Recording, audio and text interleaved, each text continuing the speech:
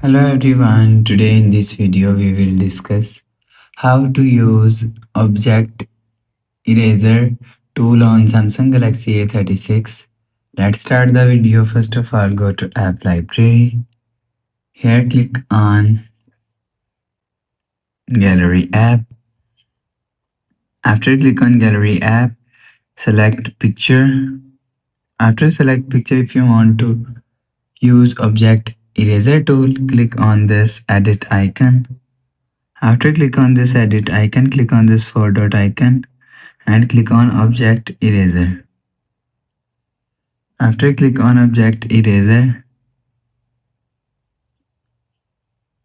and you will see select area from here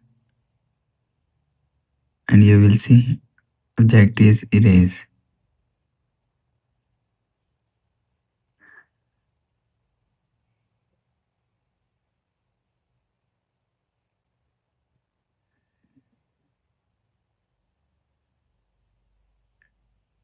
Object is erase. After the process, click on done.